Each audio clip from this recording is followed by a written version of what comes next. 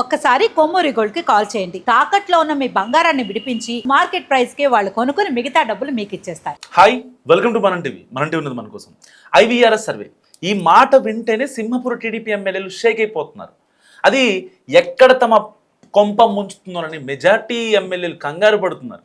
పైగా ఆ రిపోర్ట్స్ ఆధారంగా సీఎం చంద్రబాబు జిల్లా టూర్స్లో ఎమ్మెల్యేలకు క్లాస్ పీకుతుండడంతో ఐవీఆర్ఎస్ కాల్స్ అంటేనే భయపడుతున్నారట అధికార పార్టీ ఎమ్మెల్యేలు. ఇటీవల ఉమ్మడి నెల్లూరు జిల్లా పర్యటనకు వచ్చిన ముఖ్యమంత్రి సూళ్లూరుపేట ఎమ్మెల్యే విజయశ్రీ అండ్ ఉదయగిరి శాసనసభ్యుడు కాకర్ల సురేష్ పనితీరు గురించి వచ్చిన ఐవీఆర్ఎస్ సర్వే గురించి వివరించడంతో ఇద్దరికి సీరియస్గా వార్నింగ్ ఇచ్చినట్టు తెలిసింది. దీని తర్వాత ఎవరి వంతు వస్తుందో అన్న కంగారు అందరిలో పెరుగుతుంది. అందుకే తమ తమ నియోజకవర్గాల్లో ఈ సర్వేకు సంబంధించిన ఫోన్ కాల్స్ వస్తున్నాయా అంటూ ఆరా తీస్తున్నట్లు సమాచారం. సహజంగా ఎమ్మెల్యేలు ఎవరైనా మా నియోజకవర్గానికి ముఖ్యమంత్రి రావాలని కోరుకుంటారు. సో సీఎం టూర్తో పాటు అభివృద్ధి నిధులు, పెండింగ్ సమస్యల పరిష్కారం, ఇతరితర రాజకీయ ప్రయోజనాలు కూడా ఉంటాయని ఆశిస్తారు. కానీ ఇప్పుడు ఉమ్మడి నెల్లూరు జిల్లా ఎమ్మెల్యేలు మాత్రం ఐవీఆర్ఎస్ సర్వే, సీఎం క్లాసులతో ఆ పర్యటనలు అంటేనే భయపడుతున్నారు. నియోజకవర్గంలో విస్తృతంగా తిరిగే ఒకరిద్దరు తప్ప మిగతా వాళ్ళంతా ముఖ్యమంత్రి మా దగ్గరికి రాకపోతే చాలరా బాబు అన్నట్లు ఫీల్ అయిపోతున్నారట.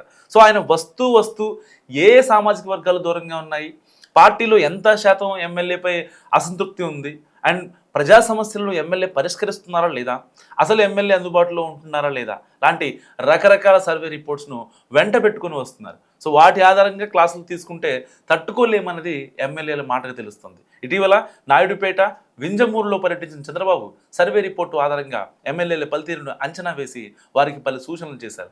సో ఉమ్మడి నెల్లూరు జిల్లాలో 2 మంత్రులు, 8 మంది ఎమ్మెల్యేలు ఉన్నారు. వారిలో మెజారిటీ శాసనసభ్యుల మీద ఇటీవల కాలంలో అనేక ఆరోపణలు వెళ్ళి వచ్చాయి. సో అందులో ఇసుక, గ్రావెల్ చాలా ప్రధానంగా ఉన్నాయి.